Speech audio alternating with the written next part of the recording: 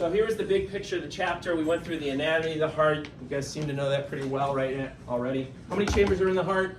Four. How many valves? Four. Let's go through the, for the hell of it, let's go through the circulation of blood through the heart. Where does all the deoxygenated blood get dumped? What chamber? Right atrium. From there it then goes through what valve? Tricuspid valve. Then you're in what chamber? Right. You're in the right ventricle, then you go out through what valve? Pulmonary valve. Then you're in what after that? Pulmonary trunk, which then branches into the right and left pulmonary arteries. What's special about the color of those? They're blue. Then you're out into the lungs, you pick up oxygen, you come back to the heart using the what? Pulmonary veins. What's special about their color? Red. They're red. Then you're in what chamber? Left atrium. Then you go through what valve? Bicuspid valve. Then you're in the left ventricle. Then you go out through the aortic valve, and you're in the aorta. All right, good. That'll come in useful. Well, it'll come in useful on the lecture exam. It'll also come in useful explaining stuff later today. First dates. What's that? I'm just saying all the things that's going to be useful then, you know. Well, yeah, whenever you say might. That's what this class is. It's just all about useful information. No fat, nothing. It's all pure useful information. Cardiac histology and conduction. What was the thing you look for under the microscope when you look at heart muscle? Yeah, the intercalated discs are really the key thing that set it apart from skeletal and smooth, right? Those other types don't have the intercalated discs. Conduction refers to the electrical signaling that's going on in the heart. Where does the electrical signaling begin in the heart? What spot? The SA node, the sinoatrial node. And from there, it's going to spread out to the left atrium, it's going to spread more into the right atrium, and then it's also going to go downward and it's going to stop off where? AV node, the atrioventricular node. And what did the AV node do to the electrical signal that was really important? Yeah, it slows it down a little bit, right? Why was it important to slow down the electrical signaling at the AV node? Yeah. To make sure the ventricles are going, or no, you can make sure that atrium are fully.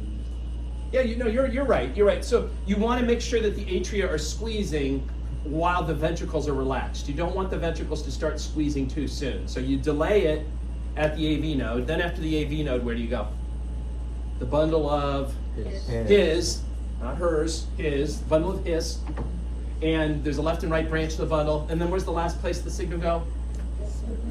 The Purkinje fibers, or as some person wrote one year, Purkinje fibers. I don't know, it was like a Scooby-Doo reference or something. I don't know.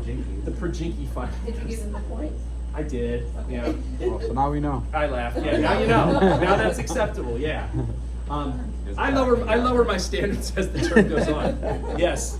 Wait, so at the AV node it makes the atrium relax while the ventricles contract? Well, it's not that the AV node is making the atria contract. It's just slowing down the signal so the atria get a chance to squeeze before the signal then goes onto the ventricles, and then they'll start to squeeze. The relaxed ventricles while the atrium. Yeah, right. It's stopping the ventricles from contracting too soon.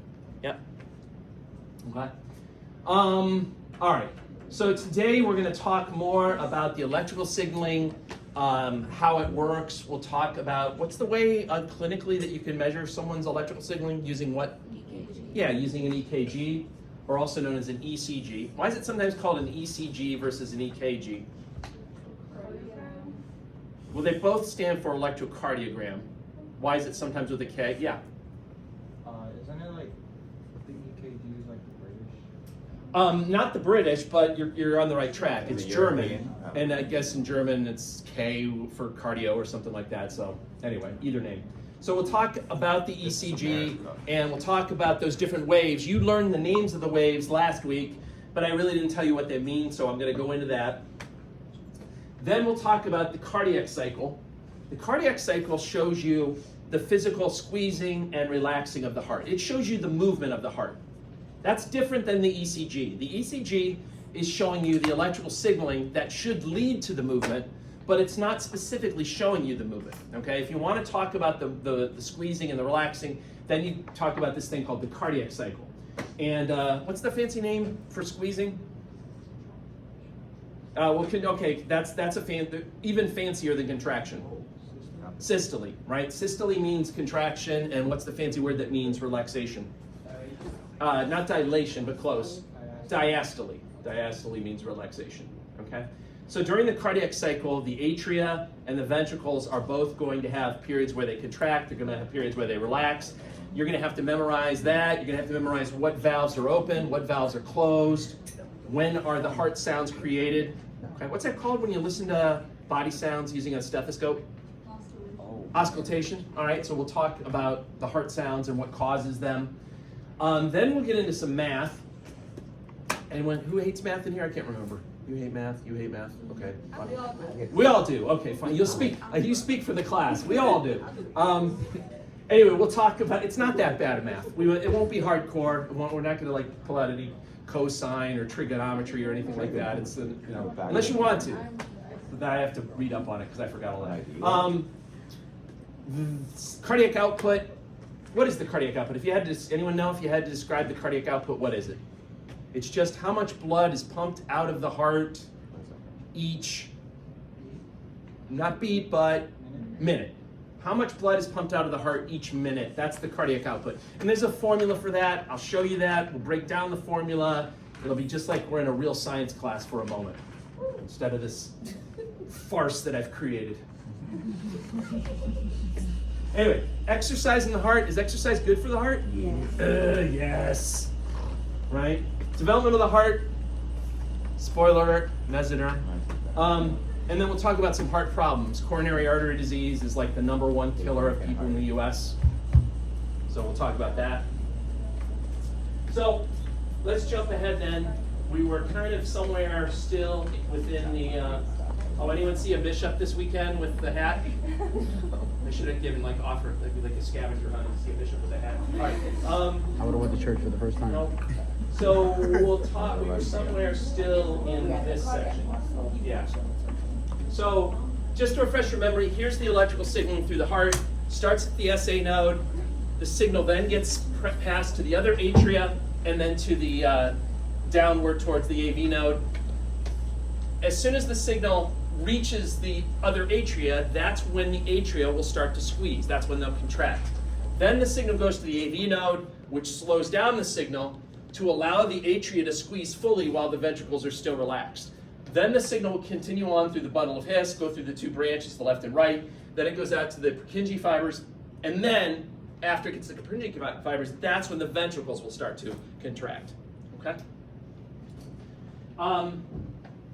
So in terms of the physiology, the muscle action potential, again, it started at the SA node and it passes through that pathway that I just showed you. Remember, what percentage of cardiac muscle cells are like the electrical wiring? What percent makes up like the electrical wiring? 1%. It's like 1%. The other 99% are the guys that squeeze. They're the so-called working contractile muscle fibers.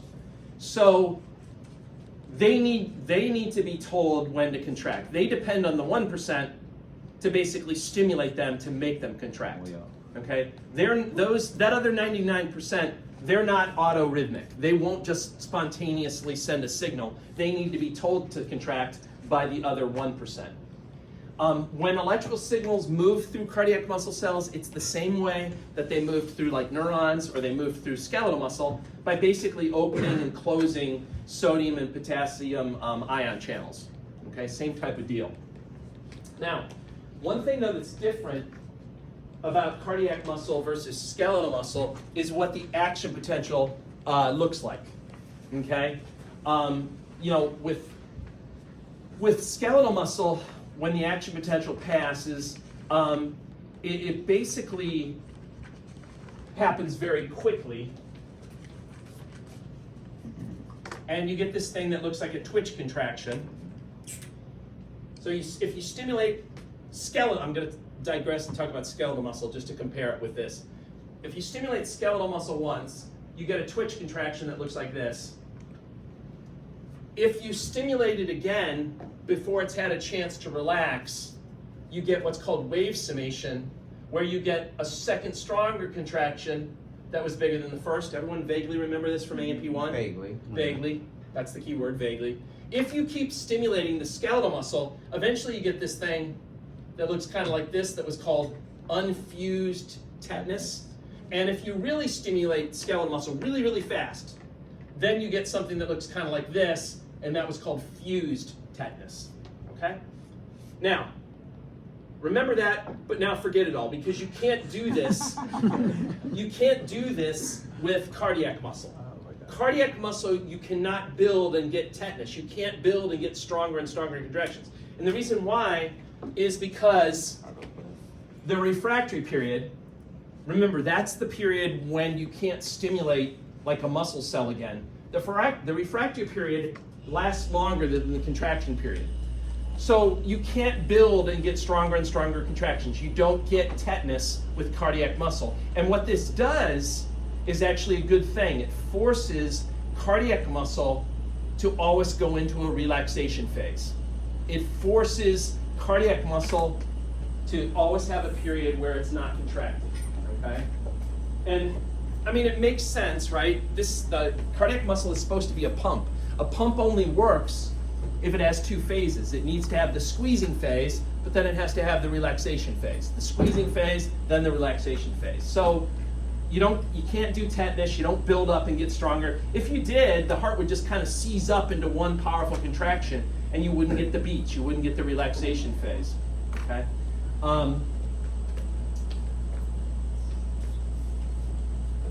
How does cardiac muscle actually contract? Like, what's the mechanism? It's really the same as skeletal muscle. It's all due to the release of calcium from the sarcoplasmic reticulum. And if you recall, you probably don't, but when calcium gets released from the sarcoplasmic reticulum, it binds to this protein on the thin filament called troponin, which then moves the tropomyosin out of the way, which unblocks the myosin binding sites on the actin, and then, provided that you have ATP around, the thick and the thin filaments can slide past each other, okay? Same deal, right? It's the same deal with cardiac muscle. It's all about the release of calcium from the sarcoplasmic reticulum. And the more calcium that's released, the stronger the heart contraction is going to be. And that's exactly how epinephrine works during a sympathetic response. What endocrine gland did epinephrine come from during a sympathetic response? Yeah, the adrenal. What part of the adrenal? The adrenal medulla, right? During a sympathetic response, the adrenal medulla releases epinephrine. Epinephrine works, it does two things. It makes the heart beat faster, but it also makes it beat stronger. And the way that it does that is by enhancing the release of calcium into the cytosol. The more calcium that's released, the more thick and thin filaments can get involved, and a more forceful contraction you're going to get. Okay? Now, in terms of the ATP that's needed to make heart muscle contract, it gets it from aerobic cellular respiration. Okay? Cardiac muscle doesn't have the luxury that skeletal muscle did in being able to choose where it gets the ATP from. Again, let's take a trip back to fall term. I know this sounds awful. But if you recall, with skeletal muscle, there were three choices where you could get the ATP from, depending on how long you were going to use your skeletal muscles for. If you were just going to use your skeletal muscles for like maybe 10 seconds, like you're running a sprint, where did you get the ATP from for that? Creatine phosphate. Creatine phosphate. If you're going to go for maybe up to a minute, where did you get the ATP from? Anaerobic cellular respiration, which is sometimes also called glycolysis. And then if you're going to like run a marathon or do something for a long period of time, where did you get the ATP from? Aerobic cellular respiration. That was skeletal muscle. Skeletal muscle has a choice. Cardiac muscle is not screwing around. Cardiac muscle has a very high demand for ATP because cardiac muscle never gets to rest, right? So it needs high amounts of ATP. So it goes straight to aerobic cellular respiration, which means a couple of things. First of all, what does the word aerobic mean? With oxygen. It means with oxygen. That means that you need a steady supply of oxygen to your cardiac muscle cells so that it can do this, which underscores the importance of your coronary blood vessels. They gotta constantly be delivering fresh oxygenated blood because that's the only way that cardiac muscle will be able to make enough ATP is if it gets oxygen. It also another implication of this is, what's the organelle that you think of for making ATP? Mitochondria. To do aerobic cellular respiration, you need mitochondria, and cardiac muscle has tons and tons of mitochondria. Okay? All right. So any questions about that stuff? So let's talk about the ECG then. So the ECG is showing you the electrical signals that should lead to the physical movements, the contractions and the relaxations. But just remember, it's only showing you the electrical signals. It's not really showing you the physical movements. We have learned over time to sort of superimpose in our minds what physically the heart is doing when we look at an ECG, but strictly speaking, it's not showing us that. It's just showing us how the electrical signaling's passed. Why am I belaboring this point? Well, because I just wanted to tell you about one problem that you might see if you spend any time like in the ER or on a, I don't know, cardiology floor or something at the hospital. There's a condition that you can see that goes by the acronym PEA or P. Anyone know what PEA stands for? It stands for pulseless electrical activity. PEA. What this means is if you hooked a person up who has this condition to an ECG, you would see the electrical signals going on, okay? You'd see the different waves and stuff. You'd be like, oh, okay, this person's fine. But then when you put your hand on like their radial pulse or any other pulse for that matter, you wouldn't feel any pulse. Their heart's not beating, okay? So electrical signaling usually leads in a normal person to the physical contractions, but the two are actually separate things, and this condition illustrates that. And you could see this, for example, in a person that has that, one of the problems I told you about last week. What was that called when you have too much fluid building up in the pericardial cavity and it stops the heart from beating? That was called cardiac tamponade. Cardiac tamponade could give you pulseless electrical activity, okay? As the fluid builds up in the pericardial cavity, it will start to squeeze the heart and stop the heart from being able to beat. But that doesn't mean that the electrical signaling is going to stop. So if you hooked them up to an ECG, yeah, you'd probably still see electrical signals, but when you felt their pulse, you wouldn't feel anything. Okay? So just, I'm kind of beating the dead horse here, but just bear in mind that an ECG, it's not technically showing you the physical movements. It's just showing you the signals that should lead to the movements. What can you use an ECG for? You can look for abnormalities in the conducting pathway, like, you know, is the signal going from the SA node to the AV node, and then so on and so forth? Or sometimes is it following like an alternate pathway, okay? An abnormal alternate pathway. Or maybe there's a blockage in one of, like, for example, there can be what's called right bundle branch block, where the right branch of the bundle of His, for whatever reason, is just not firing, okay? You could diagnose that with an ECG. Heart enlargement, cardiomeglia, okay? You can see certain electrical changes on the ECG that suggest that someone's heart is enlarged. Probably the most common reason to get an ECG in ER patients is to rule out what? Or to work up what? A heart attack, okay? A heart attack involves, what's the fancy name for a heart attack? Myocardial infarction or an MI, right? A heart attack involves death to heart muscle in different areas. So it's damage to different areas of the heart. It's usually caused by a blockage of branches of the coronaries. So whatever area of the myocardium was supplied by that particular branch, it's going to die and it's going to be dead. There are certain changes you can look for on the ECG that will show that. And so when you have a patient that comes into the ER with chest pain, probably the most common thing that they'll run on the person, besides some blood tests, is an ECG. Because they can look for certain changes and tell you, like, you know, or at least help tell you the chest pain is of cardiac origin versus, oh, maybe it's just musculoskeletal. Maybe you have a pulled, you know, pectoralis major, or maybe you have a costochondritis where you have inflammation of the cartilage and the bones and things like in your thoracic cage, right? So in working up chest pain, ECG is very common. Now here's the waves that you learned about but now I'm going to tell you what they actually mean. So the first wave, the P wave, is atrial depolarization. That just means that the signal is passing through the atria at this point. That's the signaling as it passes through the atria. That's called atrial depolarization. So like right here at the beginning of the P wave, that would be when the SA node fires, and then as the signal passes through both atria, you get the P wave. Now, a split second after the P wave, assuming that this is a normal healthy person, then the atria should actually start to contract. So like somewhere around the middle of the P wave, that's when the atria should physically start squeezing. But the ECG is not showing you that. It's just showing you the signal that's actually leading to the squeezing. The PQ interval represents the time it takes from the beginning of atrial depolarization to the beginning of ventricular depolarization. So from there to there, how long did that actually take?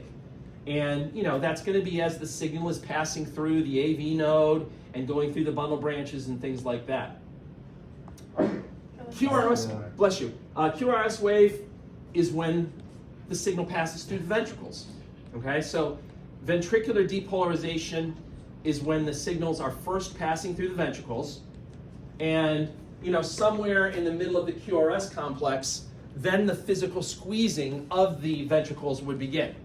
Okay, so first the electrical signal comes, then the physical squeezing. The thing that's interesting about the QRS wave, though, is it's actually showing you two things.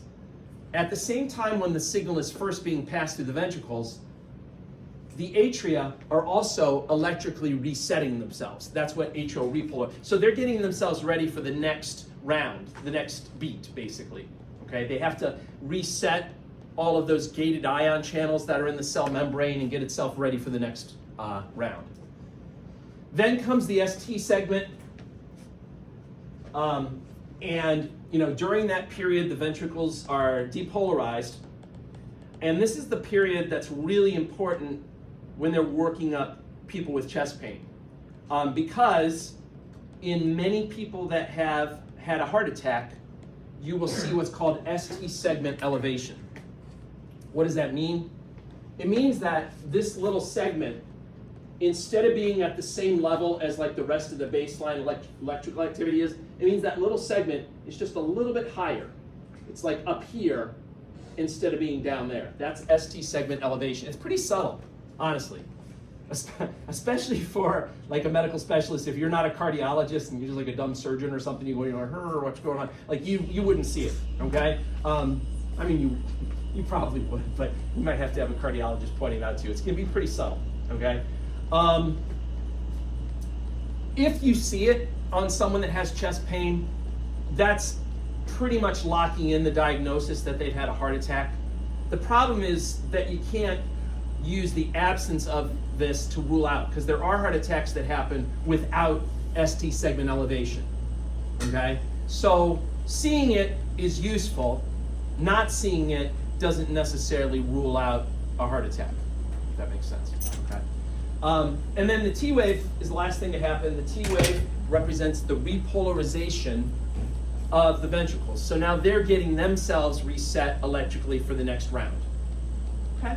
So there's periods on the ECG where the atria and the ventricles are depolarizing, and then there's also periods where the atria and the ventricles are repolarizing, getting themselves ready for the next thing. Now, it doesn't say it up here, but I think I showed you in lab last week. Sometimes in some people, you'll have an electrical little U wave, and that could be a normal finding. Some people believe it represents the repolarization specifically of the papillary muscles. The papillary muscles are those little muscles in the ventricles that serve as the attachment points for the chordae tendineae. For whatever reason, sometimes I guess that can, in some people, makes like an extra U wave. It also can be a pathologic finding with certain medications like digoxin, which is a cardiac medication that has to be pretty tightly controlled. If your digoxin levels in your blood are too high, it can create a U wave in people that didn't have it before. Okay. Is it viewed as a bad thing if you have a U wave though? No. Like I said, in some people, it's just a normal finding in them. But I'm saying, like, if you had a person who never had a U wave and you put them on a medication, all of a sudden a U wave is appearing, then it might be that, oh, that medication's too high for them. Yeah. If you already had a person that, you look really concerned. Do you have a UA? No, I hope not. Do you want to tell us something? I'll let you know. Okay, yeah, let us Gotta know. go see a doctor. You're looking all bummed out now. I felt like I delivered some really bad news. No, I was thinking if I had another question. I'm like, no, not really. All right. Keep it in my head. You know, I'll just make some glib remark or do something silly, right? Yeah. Right. Yeah. All right. You know how I roll by now, right? All right. So All sixes. anyway, this is kind of trying to put it all together for you. So the atria that's when the SA node fires right at the beginning of P wave. Then the atria are going to depolarize. A split second, not even a second, but like a millisecond after the atria depolarize, the atria will then contract. They get the signal, then they contract. Then the signal is delayed a little bit, and then it goes on to the ventricles. So the ventricles are getting a signal, and then after a very short delay, the ventricles will then physically contract. Okay? So that's how it works. There's always the electrical signal first, and then a split second later, the physical squeezing is going to take place. But to talk more about the physical squeezing, we got to go in and talk about this thing called the cardiac cycle. Okay? The cardiac cycle is 5 steps, and during each step, you need to know which chambers are squeezing, which chambers are relaxed, which valves are open, which valves are closed, and then what's happening to the amount of blood that's in the ventricles. Is it changing? Is it staying the same? There's a lot of information. I'll go through all of the little gritty details in a second. First, though, I wanted to do a review of heart anatomy, but I got tired of the same old picture of the heart, so I thought I would use a picture that my son drew when he was 5. So here is I know it's cute when they're young like that. I got the video game. Yeah. So this is a good heart. It's got some good parts to it. Like there's a good part devoted to family and a sizable part devoted to friends. But there are also some problems with this heart. It's sort of egocentric. These loud blue pants. It's just rocking the blue pants. Why is that the only thing that's colored up there, right? It's like the girl from Schindler's List that wears red. Like why is that the only thing that's colored, right? Color blue. He does have some blue cheeks, that's true. But, I mean, there's other issues too. I mean, obviously video games is a little bit big, TV's big, right? Candy's huge, right? What bugs me the most, though, is just the pathologic misspelling of medieval. That really bothers me, I don't know. No, he really managed to I don't care if he's 5, you should know how to spell medieval. No, if you can't spell it, don't attempt it, right? Anyway, all right, so let me go through the cardiac cycle. So this is going to show you the squeezing, and I know I keep using the word squeezing, but you should use the word systole, and then the relaxing, and that's diastole. And if you assume a person has a heart rate of around 75 beats per minute, that's a pretty good average heart rate. That means that in order to fit that many beats into 1 minute, that means that each cycle has to be lasting 0.8 seconds. Obviously, if somebody had a heart rate of 60 beats per minute, how many seconds would each cycle last? 1, right? So, but we're going to assume that you're at 75 beats per minute, so the cycle lasts for 0.8 seconds, and that's where we get these numbers from below. So if you add 0.1 plus 0.3 plus 0.4, that equals the 0.8. So the first phase is called atrial systole. That's when the atria are contracting. Now this step we talked about last week. This is also known as atrial kick. And this is not actually all that important of a step. It's a way to get a little bit of extra blood into the ventricles before they contract, but it's not all that important. And even if you have a person that has the atria that aren't working well, like a person with atrial fibrillation, it's not a death sentence at all, right? So, yeah, again, if you go back, just to refresh your memory, this was from last week, wherever it was. Atrial kick, okay, that's the same thing as atrial systole, and it's really only responsible for about 20% of the blood that's ejected by the ventricles, okay? As you'll see in a second, most of the blood that gets into the ventricles is actually getting in during a different step, not during atrial systole, okay? All right, back to those. All right. After atrial systole, the ventricles are going to start to contract. There's two phases where the ventricles contract: isovolumetric ventricular contraction, and then ventricular ejection. And then the ventricles are going to relax, and you start with isovolumetric ventricular relaxation, and then something called passive ventricular filling. Passive ventricular filling is the step when most of the blood gets into the ventricles. Only a little bit extra gets squeezed in by the atria. So this step is super important to really fill up those ventricles. This step, it's nice to have, obviously, but it's not as critical. Okay.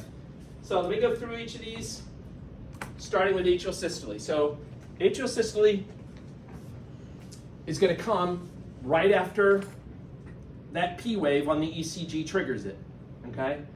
And as the atria squeeze, remember, also this is another thing to remember about the cardiac cycle. Remember, both sides are happening at the same time. So the right and left atria are contracting at the same time. And as they contract, blood is being pushed forward through the AV valves. So during this phase, the AV valves are open, the semilunar valves are closed, and blood is moving forward from the atria into the ventricles. Okay? Now, if you could measure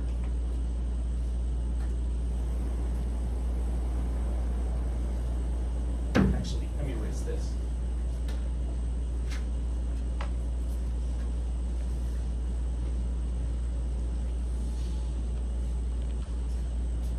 If you could measure the amount of blood that are in the ventricles after this phase, that's a really important value, and that's referred to as the end diastolic volume.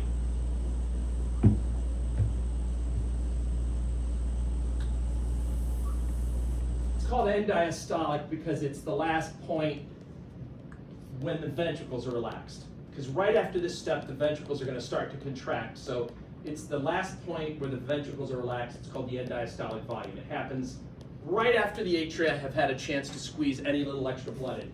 And what you do is you simply measure how much blood is then in those ventricles. So I'll just say, measured after atrial systole.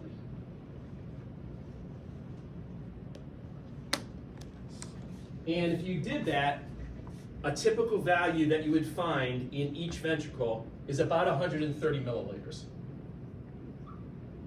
You'll see why I'm doing all this math stuff here in a second. All right, so that's phase one. Phase two is when the ventricles start to contract, and that's called isovolumetric ventricular contraction. And notice what's happening here. The ventricles are starting to contract. They're starting to squeeze. And the first thing that's going to happen as the ventricles start to squeeze is the blood's going to try to go backwards into those atria. But what's going to happen that's going to prevent that? The valves are sealed. Yeah, the valves are going to slam shut. So as the ventricles start to squeeze, blood tries to move backward into the atria, but assuming that the AV valves are doing their job, they're going to slam shut. So during this phase, the AV valves close, okay? And that's actually going to create your first heart sound.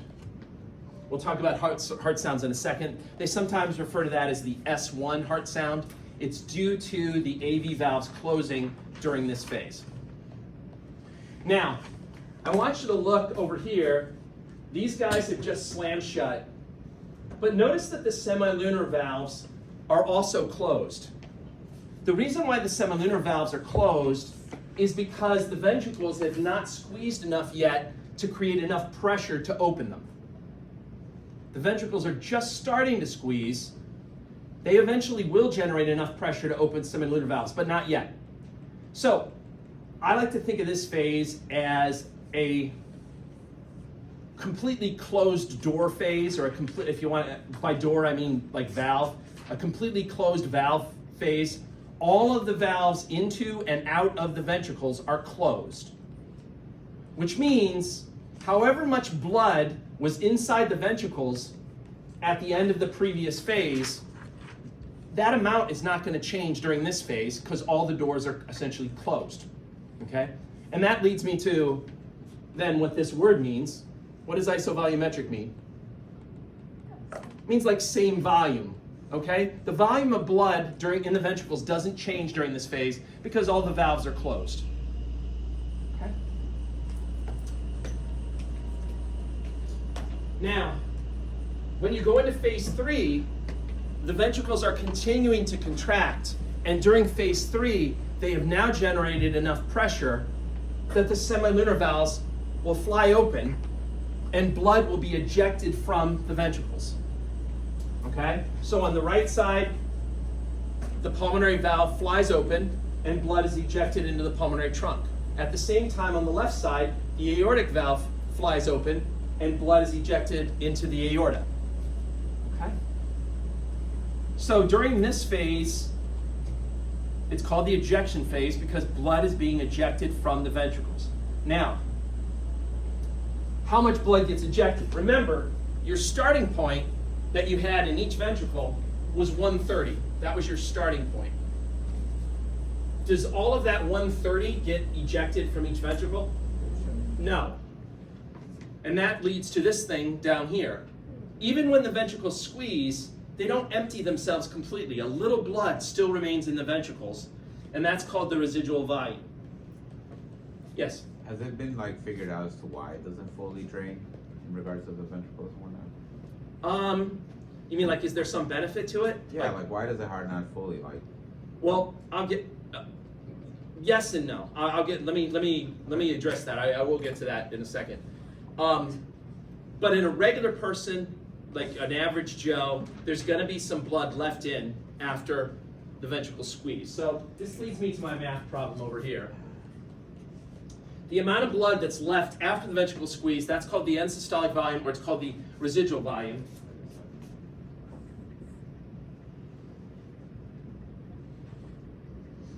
Why is it called end systolic? Because it's after the ventricles have squeezed. This is before the ventricles have squeezed, and then this is after the ventricles have squeezed.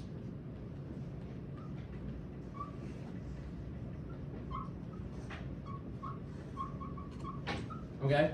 And I'm telling you that this value is 60 milliliters. So, anyone that's even, I think, moderately good at math can figure this out. If you started with 130 and you're left with 60, how much got pumped out of the heart? 70. And, of course, they never miss an opportunity to name something. Anyone know what the name of that? What's the name of the part that's actually getting squeezed out of the heart with each beat? That's called the squeeze amount. No, it's not. That doesn't sound right. It's not called the squeeze amount. Don't write that down. It's called the stroke volume.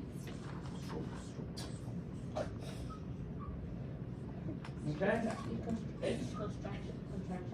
With each contraction, with each beat, how much blood gets pumped out of the heart, and the value is typically 70 milliliters. So we started with 130, 70 got pumped out, which means that 60 is still sitting around in the ventricles. Now, to answer your question, Jess, to my knowledge, there's no benefit to having blood sit around in the heart. And in fact, people that are in really good shape, anyone know anybody that's in really good shape? All right, anyway, people that are in really good shape, they get a heart that's really, really fit, and they can squeeze almost all of this out, right? So they have a stroke volume that's close to 130, which means that they have a residual volume of basically 0, okay? And you know, that's one of the benefits of doing aerobic exercise is you get your heart in really good shape, so it's much more efficient than a person's heart who doesn't exercise much, and it pumps out so much more with each beat that as a consequence, it doesn't need to beat as much, and that's why people that are in shape usually have really low heart rates, because they get so much out with each squeeze. Okay? All right, then the fourth phase is when the ventricles start to relax. As the ventricles start to relax, notice what's going to happen. So the ventricles start to relax, and as they relax, the pressure that's in the pulmonary trunk and the pressure that's in the aorta is going to be greater than the pressures inside of the ventricle. So blood's going to try to go backwards in the pulmonary trunk. It's going to try to go backwards in the aorta. But of course it's not, because what's going to happen? They shot it. The semilunar valves are going to slam shut. So during this phase, the semilunar valves close, and that gives you your second heart sound, which is sometimes called the S2 heart sound. However, the ventricles have not relaxed fully yet. They're just starting to relax.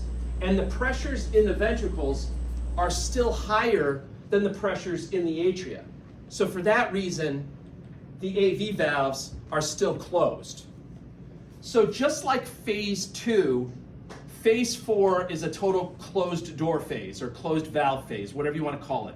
All the valves leading into and out of the ventricles are closed, which once again means that the volume of blood that's in there is not changing during this phase. It's locked in.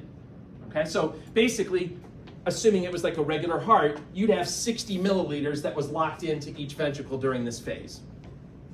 Okay. Then the last phase, passive ventricular filling.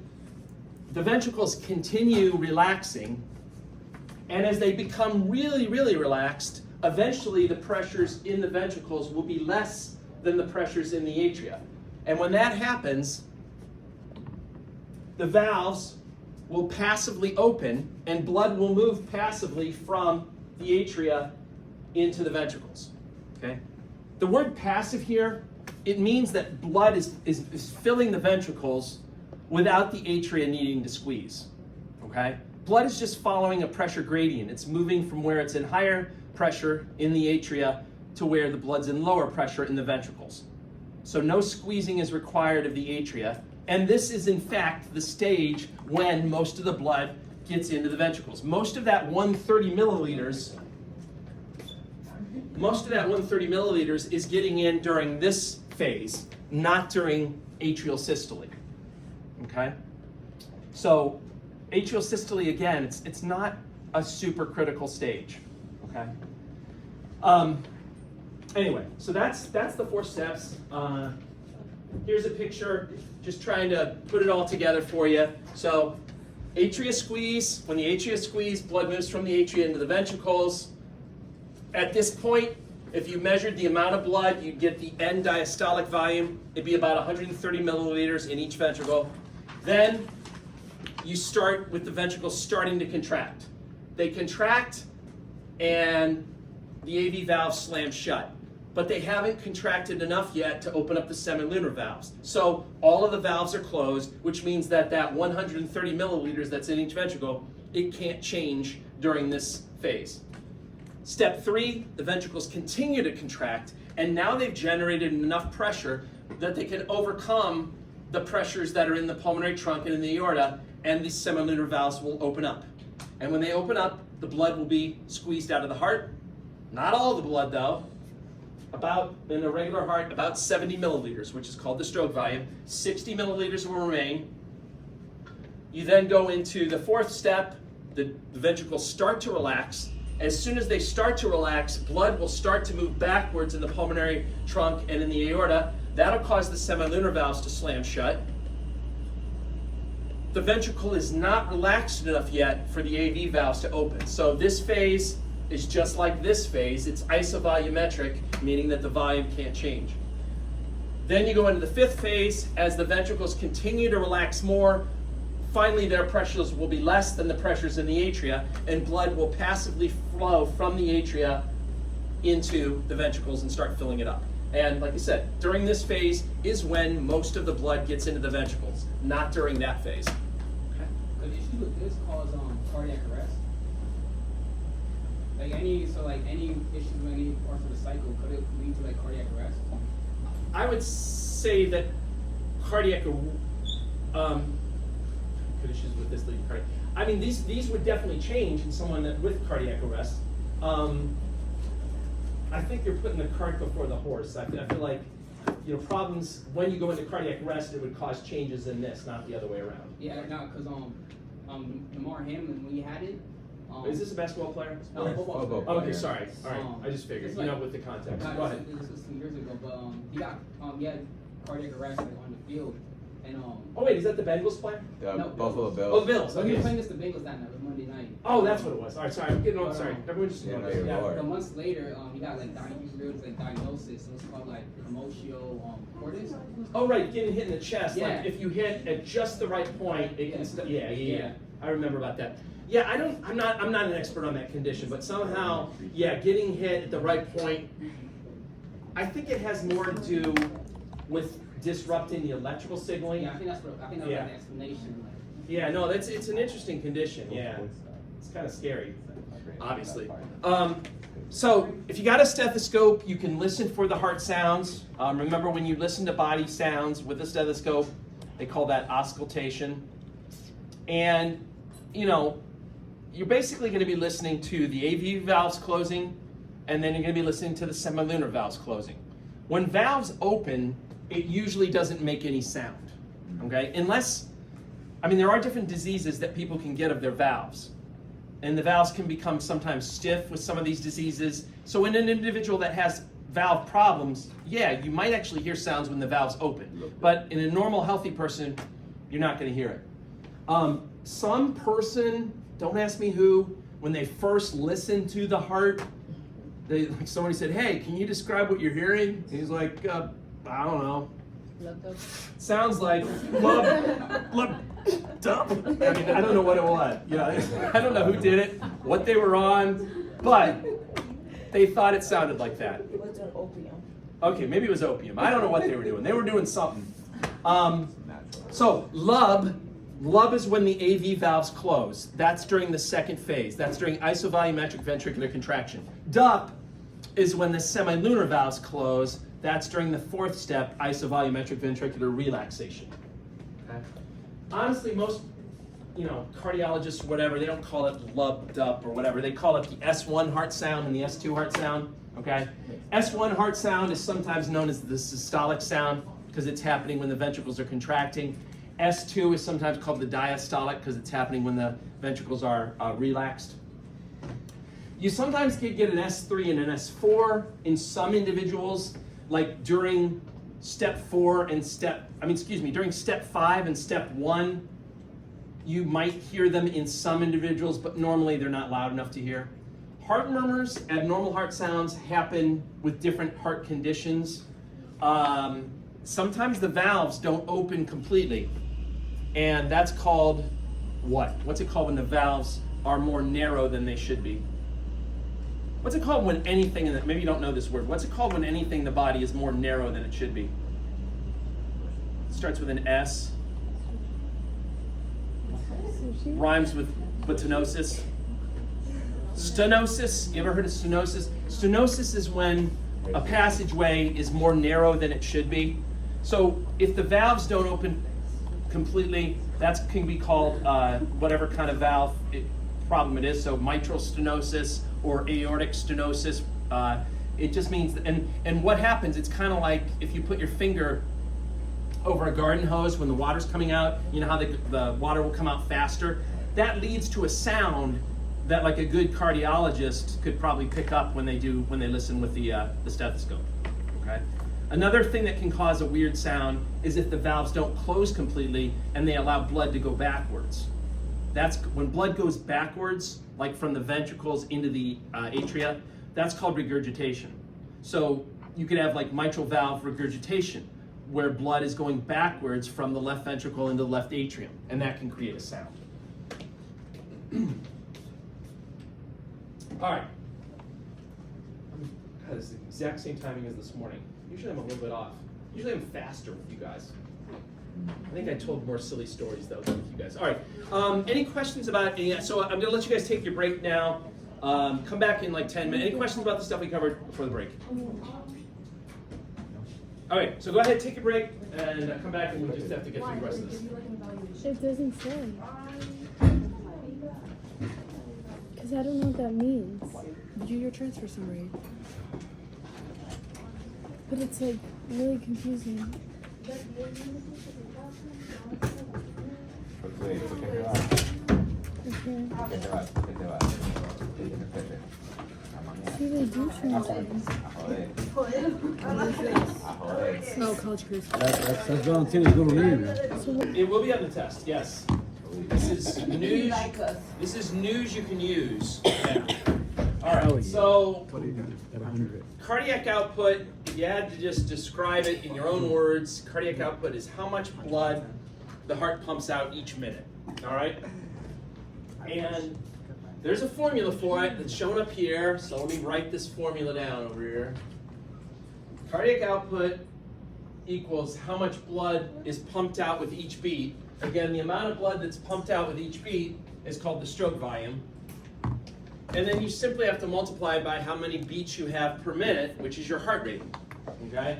So stroke volume multiplied by heart rate gives you your cardiac output. So once again, if you had like an average heart rate of like 75 beats per minute, and you were pumping out 70 milliliters with each beat, multiply them both together, and you would get like 5.25 liters per minute. Or if you don't like converting into metric, or if that confuses you, basically you're getting 5,250 milliliters per minute. That would be your cardiac output. Okay? So in general, just a rough guess, if you want to guess someone's cardiac output at rest, just guess whatever their blood volume is. Typically, a person will circulate like their entire blood volume. So if you remember from the blood chapter, a typical blood volume is around 5 liters. Okay, that's from the blood chapter. So your cardiac output at rest is going to probably be pretty close to that, around 5 liters per minute. Okay. Now, is that the best your heart can do? Can your heart only do 5 liters per minute? What do you think? Probably could do more. They can do more. And that leads to the topic of the cardiac reserve. The cardiac reserve is kind of like the best your heart can do. Like, what's the difference between what your cardiac output is at rest and the maximum cardiac output you can get? And in an average person, you can do about 4 to 5 times whatever your resting amount is. So if you're doing 5 liters per minute at rest, you could get up to what when you're really working it? 20 or 25, right? 5 times 5 is 25. So that's an average person. And a person that's really in shape, like somebody that regularly runs marathons, has a really well-conditioned heart, it's pretty incredible. They can get up to like 10 times the resting value. So they can get like 50 liters per minute, right? 5 times 10.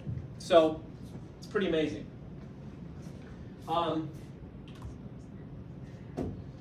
So let's delve into this formula more and talk about each of these factors and how they influence the cardiac output, and then how there are other factors that influence each of them, which then in turn influence the cardiac output. So just some quick algebra here. Don't freak out, I said the A word. If, just looking at this formula, if the stroke volume were to go up, what would happen to the cardiac output? It would also go up. If the stroke volume went down, the cardiac output would go down. Good. If the heart rate goes up, what would happen to the cardiac output? It'd go up. And if the heart rate went down, the cardiac output would go down. All right. The class this morning really struggled with that, so I'm glad we've already surpassed my expectations. Now it's all downhill. Does it hurt when the class like sucks that much? What's that? No, they're good. They're good at some things. They just this particular. They're also honestly they're as smart as you guys, but they're not as talkative. They're very quiet, and so I have to like draw it out of them. They just you at least humor me. Like when I tell a joke, they'll just like look at me like deadpan, like keep going. Wait, what do you say about us to them? That's the $1 million question, isn't it? Oh, no, I say the noisy, impolite class. No, Doesn't raise their hands. All right. So the 3 things that can affect the stroke volume. Again, just remember. Anytime you look at a formula, just remember what each of these things actually mean. So again, the stroke volume is how much blood is pumped out with each beat. Okay. What are the 3 things that can influence preload, contractility, and afterload?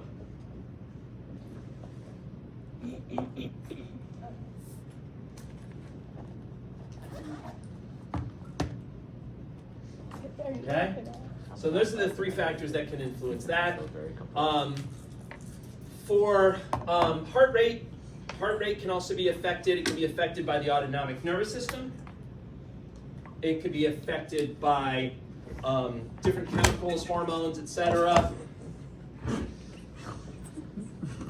And then other factors that we'll talk about.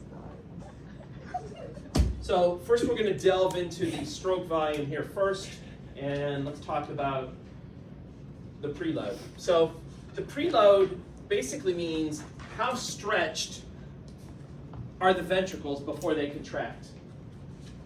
And in general, the more stretched the ventricles are, the better contraction you'll get and the higher stroke volume you'll get.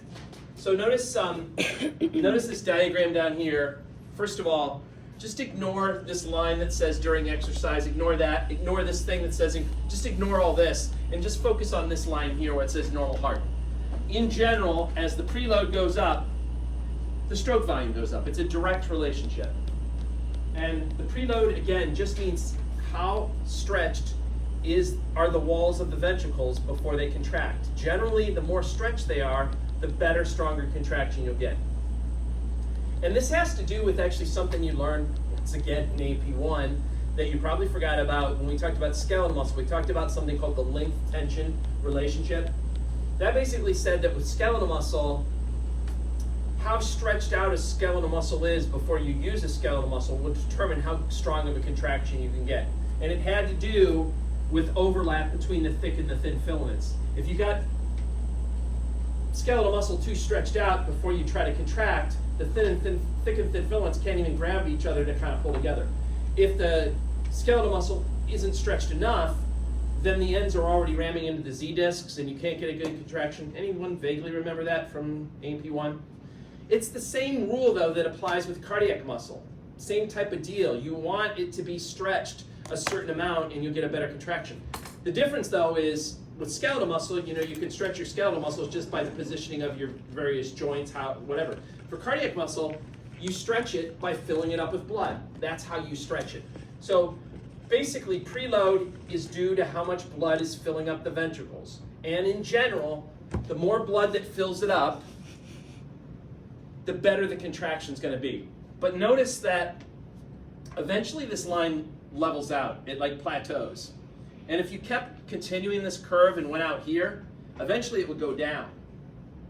And so what does that mean? It is possible to overstretch your heart muscle. And that would be analogous to your skeletal muscle being too far apart so that the thick and thin filaments can't interact.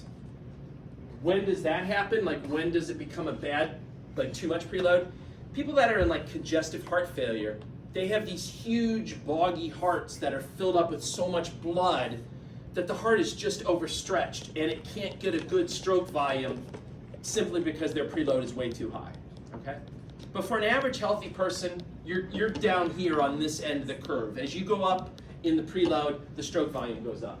So there's a direct relationship in general between preload and stroke volume. Preload goes up, stroke volume goes up.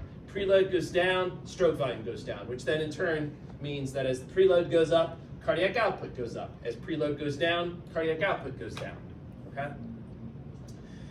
The person that figured this out, well, there's two people, Otto Frank and Ernest Starling. I used to think it was one person, like Frank Starling, like, hey, you know Frank Starling? Oh, yeah, he's a good guy. He like drinks at my bar all the time. It's not one guy, it's two guys. Anyway, I don't have a picture of the one guy, but that's Ernest Starling. He's English. Otto Frank was German, so can't say that you've never seen Ernest Starling, because now you have. All right, next factor, myocardial contractility. That refers to how forceful each contraction is, all right? How forceful is the squeezing of the ventricles? And that can be influenced by different substances. If you have a substance that makes the heart squeeze stronger, they couldn't just call that like a strength enhanced, they had to use a crazy name. It's called a positive inotropic agent. So, for example, the neurotransmitters released by your sympathetic neurons, they are positive inotropic agents. They make the heart squeeze stronger. They increase the contractility. Epinephrine, which again is a hormone that comes from the adrenal medulla during a sympathetic response. That's a positive inotropic agent. A medication that you may have heard of, digitalis, or it also goes by the name digoxin. That's a positive inotropic agent. It makes the heart squeeze stronger. It increases the contractility. If you have a substance that decreases the contractility, that's called a negative inotropic agent. And you may have heard of some drugs called beta blockers or calcium channel blockers. These are medications that are usually used to treat like high blood pressure, for example, and they make the heart squeeze less forcefully. Okay. So for a constant preload, the stroke volume increases when positive inotropic agents are present and decreases when negative inotropic agents. So if you go back to that curve on the previous slide, this is showing you the effect of a positive inotropic agent. So, you know, when you're exercising, your sympathetic system is kicking in, you're releasing neurotransmitters that increase the contractility of the heart. So the whole curve will then shift, right? So that, you know, for a constant preload, if this was your preload here, right?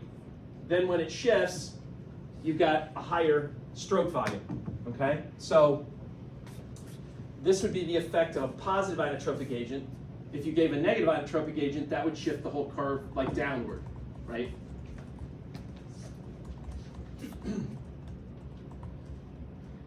The last factor is the afterload.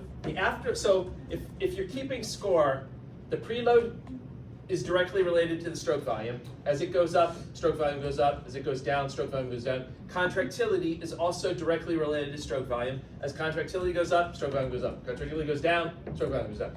The afterload is the oddball. The afterload, if you will, is the bad guy. Afterload is the pressure on the other side of the semilunar valves that the heart has to overcome to pump its blood out. Okay? Remember, during step 3, ventricular ejection, the ventricles need to squeeze hard enough to cause those semilunar valves to open. And the question always is, well, what's the pressure in the pulmonary trunk and what's the pressure in the aorta? That's what the ventricles need to overcome to get the semilunar valves to open up. And that's what the afterload is. It's that pressure on the other side of the semilunar valves that the heart has to overcome. So as afterload goes up, that's really bad for the heart because it means the heart has to work harder to be able to eject its blood. Okay? Hypertension. So hypertension is the most common cause, elevated blood pressure. So if you have like atherosclerosis, where cholesterol and other junk are building up in your blood vessels, that can stiffen the walls of your blood vessels, that will raise your blood pressure, and that makes it physically harder for the heart to be able to pump its blood out because there's a higher afterload. Okay? So over here then, this is inversely related to the stroke volume. As afterload goes up, stroke volume goes down. As afterload goes down, stroke volume goes up. Okay? Then you got the other factor, heart rate. So 3 things: autonomic nervous system, various chemicals, and then other factors can influence the heart rate. So autonomic nervous system, the way it works is you've got a cardiovascular center in the medulla. Where was the medulla located? Brainstem. What were the other 2 parts of the brainstem? Pons and midbrain. All right. Asking all questions. Yeah, I just wanted to do it. It's fun. It's fun to see what you still remember. It's fun for me. So the cardiovascular center is one of those vital centers that's in the medulla. There's also a respiratory center there. Remember that? Anyway, the cardiovascular center is going to get signals coming from special receptors throughout the body. It's going to get signals coming in from proprioceptors. Going back to AMP1, what do proprioceptors monitor? Like you know where you are, like in space. Yeah, you know where your body parts are in space. You also know like whether your body parts are moving or not. Remember, anyone remember the specific proprioceptors you had from AMP1? What's the ones that measure the length of muscles? Golgi tendon organs? Those measure how much contraction's in a muscle. I was going to ask about those next, but what measures the length of the muscle? Not Golgi tendon organs, but muscle. Spindles. Muscle spindles measure the length, and then the ones that measure movement are called joint kinesthetic receptors. So those are all proprioceptors. They send signals into the cardiovascular center. And basically, they're like giving the cardiovascular center a heads up when you start using your body, okay? Like when you're sitting around, like binging Netflix or whatever, right? These guys are like, yeah, whatever. They're like not really doing anything. And then like when you get off the couch and you start walking around like, oh my God, what's happening? Like they're freaking out a little bit, right? And they're gonna send signals into the cardiovascular, like, this guy's actually attempting some exercise, right? And they'll send the signal in and be like, oh my God, the body's moving in the cardiovascular center. Oh crap, we better get the heart going because we're gonna have to send increased blood to the skeletal muscles and all this stuff, okay? Baroreceptors, anyone know what baroreceptors measure? Pressure. So baroreceptors are located in the walls of some of your blood vessels and they monitor your blood pressure. That also can be an input that sends signals to the cardiovascular center. And then chemoreceptors, they're also in the walls of your blood vessel. They measure certain chemicals that are in your blood, like they measure carbon dioxide levels in the blood, or they measure the pH of your blood. So all of those things can send signals in to the cardiovascular center. The cardiovascular center will then respond by sending signals out either using the sympathetic division or the parasympathetic division, depending on the circumstance. Sympathetic is going to do two things. Sympathetic will increase your heart rate, and it will also increase the contractility. So over here, sympathetic is increasing contractility, which increases stroke volume, and it's also increasing heart rate. And so together, that's going to have a huge increase in your cardiac output. Parasympathetic, for whatever reason, only influences the heart rate part of it. It doesn't affect, parasympathetic doesn't affect contractility. It only slows down the heart rate, bless you. Anyone remember what cranial nerve is in charge of sending parasympathetic signals to the heart? 10, right? The vagus? I don't know what you said, but I said it. You said it? No, I He said didn't say it. 10. He didn't say 10? He did. Oh, he did. Okay. Yeah. I thought you were throwing him under the bus. He didn't say it. He did say it. She Okay. would. would've. She would. All right. Guys, listen. So here's the diagram. There's the cardiovascular center. Notice the things in blue are the sensory signals that are going into it. So I mentioned you have those special sensory receptors. They're sending signals in. Notice that you also have signals coming in from higher brain centers. For example, you got signals coming in from the limbic system. What was the limbic system? Emotions. Emotions, right? When you're emotionally stressed about something, it can change your heart rate, right? It can make it beat faster or whatever. That's that connection that's going on, right? So they're the inputs. And then basically this is like a negative, it's kind of like a negative feedback system. They're the inputs, then the cardiovascular center is the control center. If the cardiovascular center decides something needs to be done to fix or reverse the problem, then it's going to send signals out either using the sympathetic or the parasympathetic division. Again, sympathetic uses something called cardiac accelerator nerves that can increase the heart rate and also increase the contractility. Parasympathetic will use the vagus nerve that only affects the heart rate part of it. It decreases it. So what nerve is the cardiac accelerator nerve? It's its own nerve? Like it's not one that like... No, cranial nerve? remember, you probably don't remember, but the cranial nerves, none of the cranial nerves have sympathetic branches to it. Some of them have parasympathetic, but the sympathetic, they all come off of either the thoracolumbar part of the spinal cord. All right, regulating the heart rate then. So what are some other factors that regulate the heart rate besides the autonomic nervous system? Well, hormones. I mentioned epinephrine and norepinephrine. They come from the adrenal medulla. They're going to increase your heart rate. Also, your thyroid hormones. What are your thyroid hormones? T3 and T4. What's the main effect of your thyroid hormones? What did they do in your body? Yeah, they increase the metabolic rate. That's basically the rate that your body cells take up glucose and they break it down to make ATP. Well, if you're going to increase that rate, you better increase the delivery of blood, which carries the glucose, etc. So it sort of makes sense that thyroid hormone also increases heart rate, increases contractility, and that's going to increase the cardiac output in order to deliver more oxygen and glucose, which then will meet the need to increase the metabolic rate as well. Some other substances that can influence the heart rate, cations. So sodium, what's a cation again? Something, it's an ion with a positive charge, right? So cations like sodium and potassium can have an effect that decreases heart functioning. Too much sodium can make the contractions weaker. So too much sodium can be a negative inotropic effect, right? Makes the contractions weaker. Too much potassium can block the electrical signaling altogether and stop it. And obviously, that's a huge deal. And I already actually talked about this a while back when we were doing the endocrine system. What's that problem called when you have too much potassium in your blood? Hyperglycemia. Hyperkalemia. And remember I told you that's a huge concern.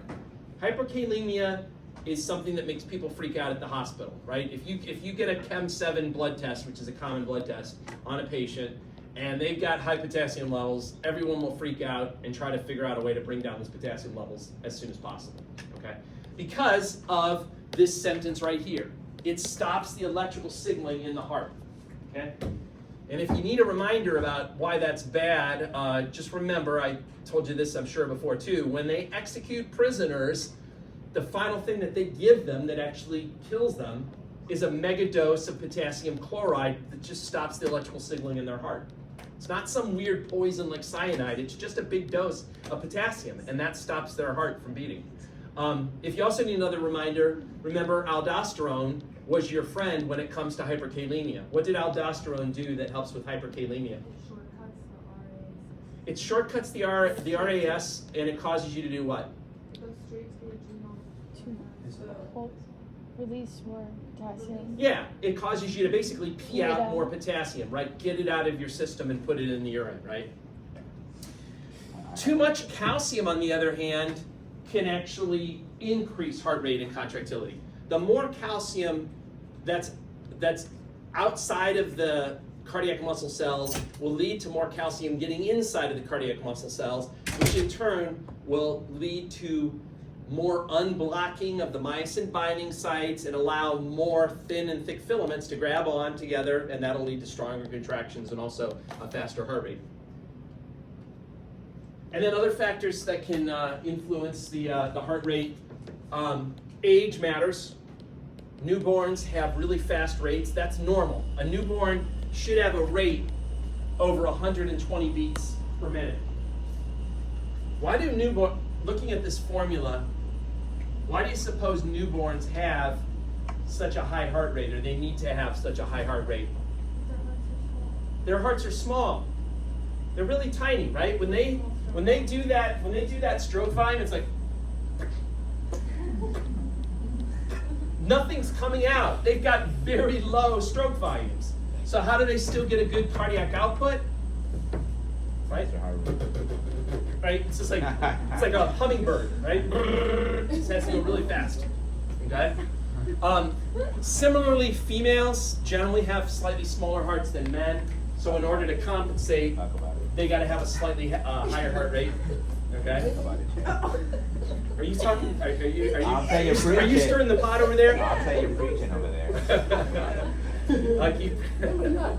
And then again, exercise is a big factor. You could put a positive spin on that and say frequent exercise is associated with slower rates, right? So the more you exercise, and I don't mean resistance training, I mean like aerobic exercise where you really get your heart pumping, the better it is for your heart. Your heart will get physically stronger so that you'll have these awesome stroke volumes, which then mean that you can start slowing down your heart rate and still have a good cardiac output, right? If you can squeeze more out with each beat, you don't need to do as many beats per minute. Okay? Speaking of which, exercise in the heart, so sustained exercise increases oxygen demand in the muscles. So, as you start running or riding a bike or swimming or whatever for like a long period of time, your skeletal muscles are going to be in demand of oxygen and glucose. So the heart has to step it up and continually pump, and that's going to give your heart a good workout, right? Aerobics, at least by the definition that we're using here, there probably are newer, these are the kind of things that they always are reevaluating and stuff, but for test purposes, the definition you should know is any activity that works large body muscles for at least 20 minutes, elevates the cardiac output, and accelerates the metabolic rate. benefits linked to aerobic exercise include increased HDL cholesterol, that's your good cholesterol, right? Decreased triglycerides, improved lung function, decreased blood pressure and weight control. All right, fine, we get it. You know they Exercise came is out. good. I saw a commercial. They came over to device.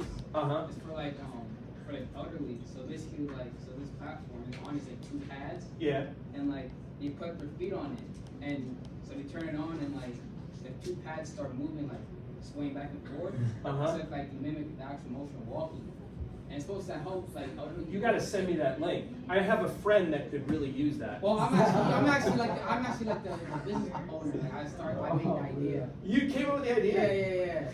Yeah. So they just, but no, I said so basically like it's supposed to mimic the actual walking. It's for like elderly people who can't actually like.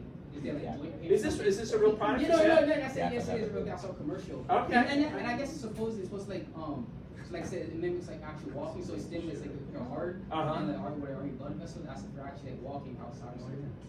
Alright. Yeah, send me the link. I mean, I'm actually really curious about that. That's Wally. Yeah, put that link on the chat, man. Yeah, I'll put it up there. There's a lot of us that are interested in that.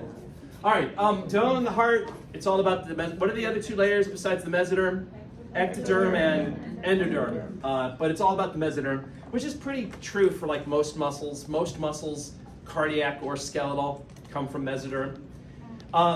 Remember, the heart starts off with being just one big chamber, but by 28 days, it should have divided itself into 4 chambers. Notice, it's starting to divide itself. It's not finished yet. So notice what happens.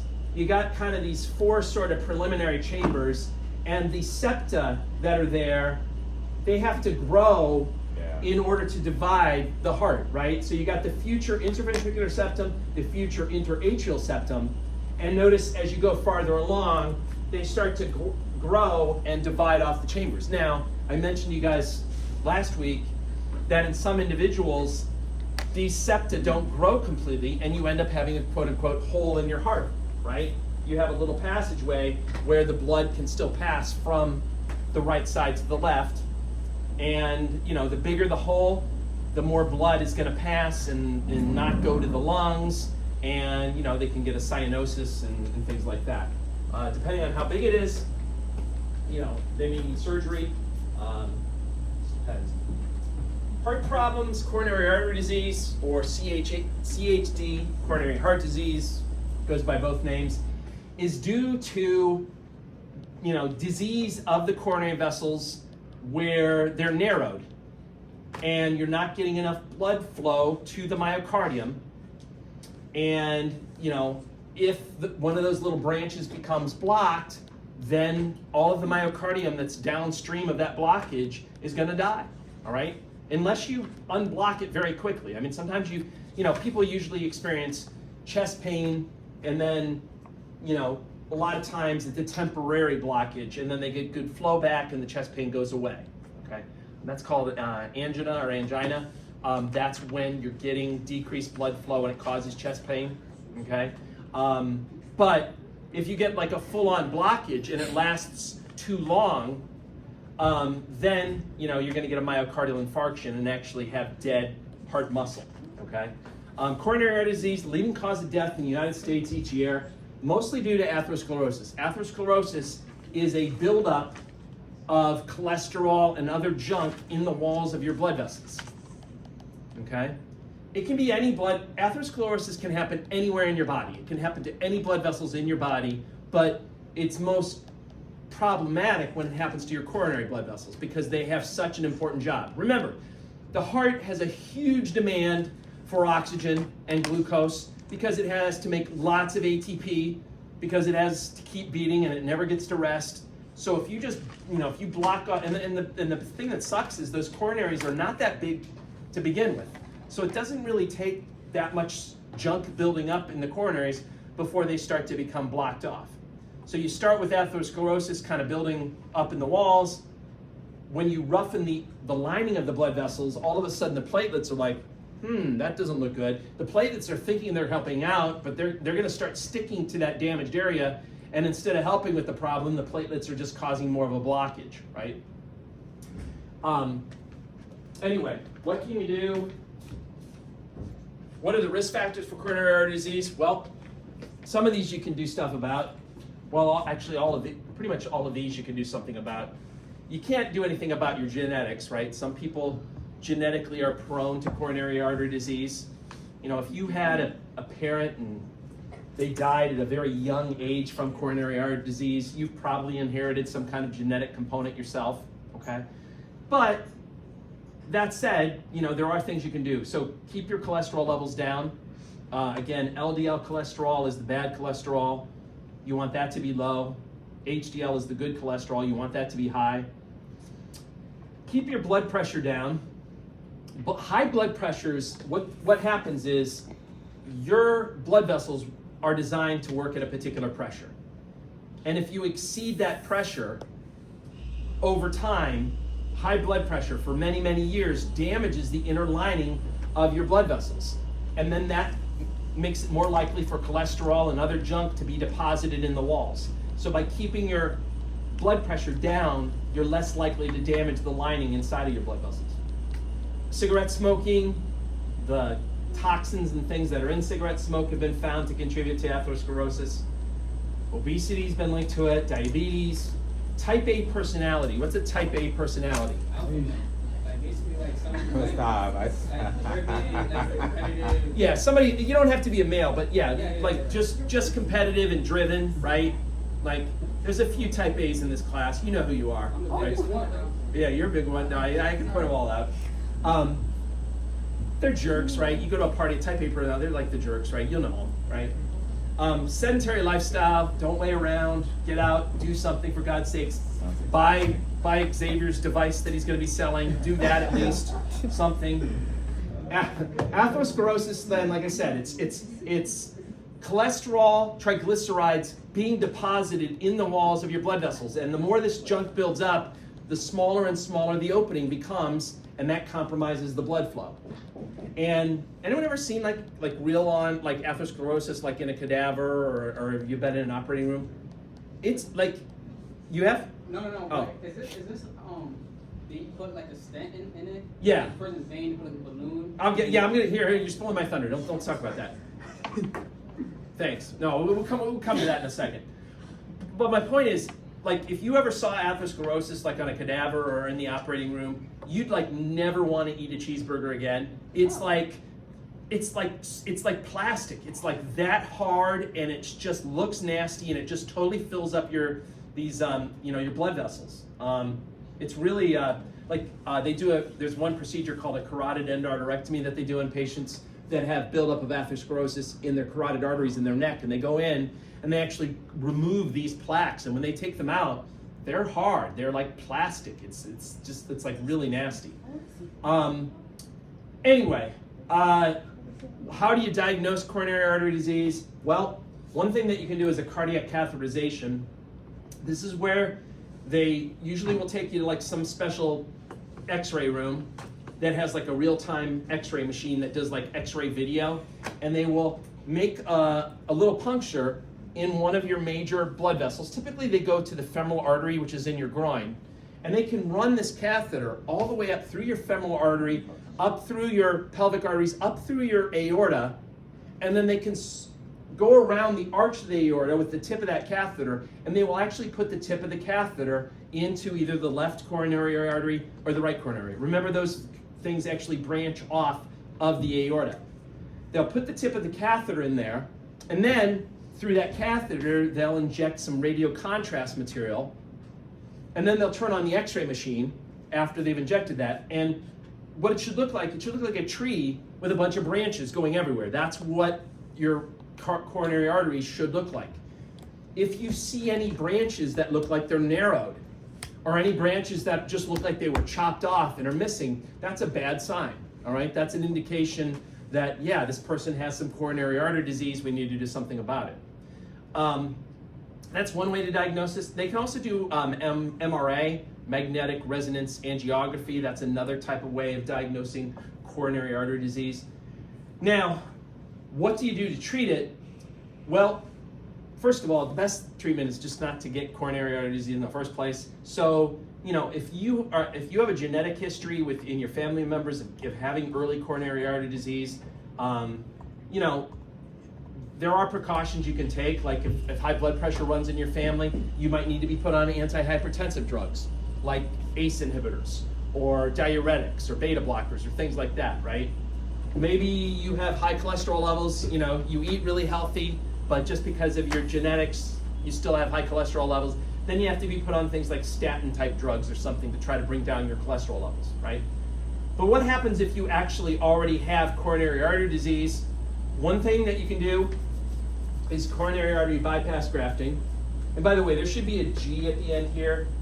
You can add a G there. So CABG, or like in the hospital lingo, they call that a cabbage.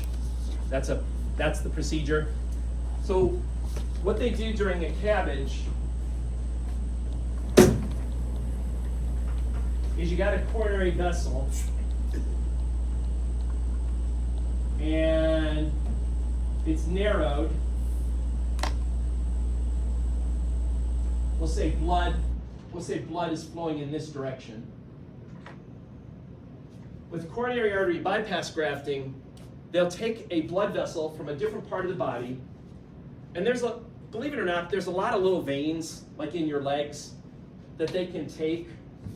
And you have a lot of extra veins in your legs, so it's okay if you take a few veins here or there. You still have enough veins that they'll be able to do their job. So they can take a vein like out of or a portion of a vein out of your leg, and then they use that to bypass the blocked area. So they'll sew one end of the vein, like here, sew that in place, and then they sew the other end downstream, so that the blood then can go through the bypass area and get around it. Okay? So that's a cabbage, and depending on how severe a coronary disease they have, you may have heard the terms like triple bypass, quadruple bypass. That's how many of these vessels they actually bypassed. All right? Oh wow. Yeah, it can be a lot, right? You know, like people that go in for this procedure, and this is a big operation. This involves putting them under general anesthesia. It involves a sternotomy, where they have to cut through the sternum. They'll open you up. You'll probably have to be put on a heart-lung bypass machine. They'll arrest your heart so the heart's not moving. And then they go in and they do this operation. And there's usually two sets of surgeons. One surgeon is down where the leg is, and they're harvesting the vein. And then the other group is up by the chest, and they're, you know, doing that stuff, getting ready for when the vein is ready to then put it up and do the bypass. That's a huge operation. Now, what Xavier was talking about before is called coronary angioplasty. And this is something that came about, it's probably at least 40 years old now. This is a more minimally invasive procedure. So with coronary angioplasty, they can do it when they do one of those cardiac catheterizations through like the femoral artery. They run that catheter up, goes around the aorta, and then they put the tip of the catheter in either the left or the right coronary artery, and then they can feed it in. And they can do all this stuff using, like I said, they have this real-time x-ray that's shooting a video, so they can watch while they're doing this on the video. What they'll do is they will put the tip of the catheter where the blockage is. So if it looks like this again,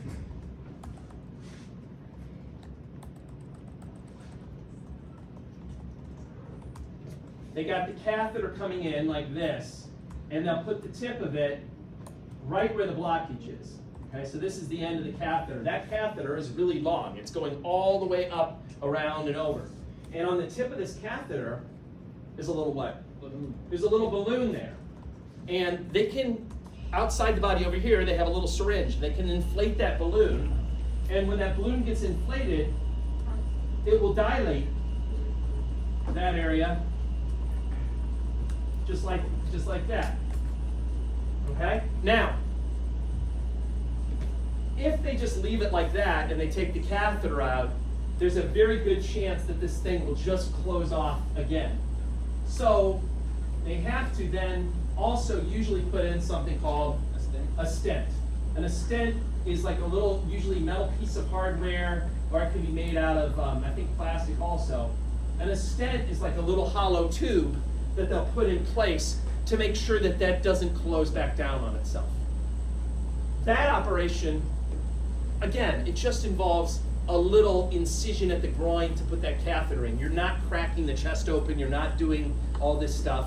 And you know, if you have a patient that's got a lot of other diseases going on, you know, that's elderly, that may be a better choice for them than undergoing a CABG, right? Now you might be saying to yourself, well, why ever do a CABG? Well, there are indications that you might get better long-term results in terms of keeping the blood vessels open if you actually do a full bypass as opposed to just putting a stent in.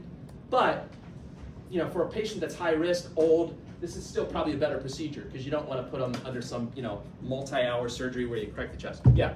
For the, well, random question. For any heart surgery, do they ever like go through the neck?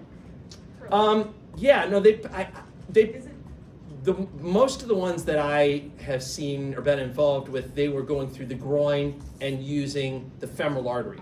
But I believe they can. I think they can, like they could use, well, I don't know if they want to use the carotids, just simply because those are such important arteries and they go up to your neck. But I do think they might use like the subclavian arteries, some other ones that are a little bit closer. Yeah, I don't think they always use the femoral arteries anymore. Yeah. Can you do a class called an ambulance? Say what now? Can that cause an ambulance? Do you mean like this Through thing that actually, the stent actually coming loose, you mean? No, whatever's blocking that. Oh, well, I mean, it could, like if there was atherosclerosis here, yeah, a little bit of it could potentially break off and go further downstream and then cause a blockage, right? Like if this is the opening of, say, the right or left coronary artery coming off of the aorta, as you go further this way, the blood vessel is going to get smaller and smaller. So potentially, if there was something here, it could break off and travel further and then maybe cause a full-on blockage, yeah. Yeah. Lastly, heart failure. Then I got to do the sheep heart thing. Heart failure is when the heart's not meeting the demands of the body. It's not pumping out enough blood to meet the demands of the body. What can you do? And again, if you see a person that's in heart failure, they've kind of gone to the bad side of that preload curve that I showed you before. They've got hearts that are so full of blood, and it's like it snowballs.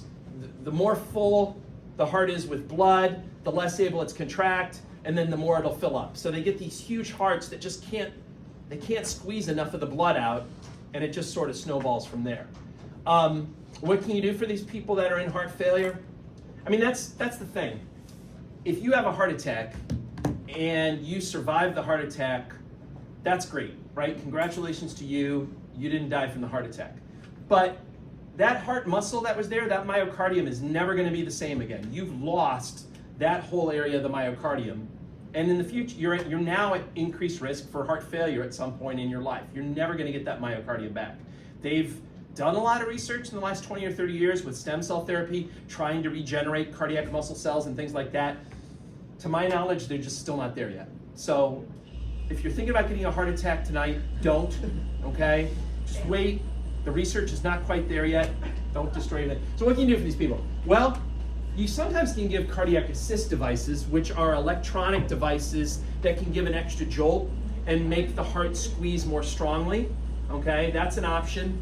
They have something called an LVAD. I have a patient that has that. That has a... Yeah, he's in his 80s. Uh-huh. He's in the last 5 years, so he's a ticking time bomb, that's what we call him.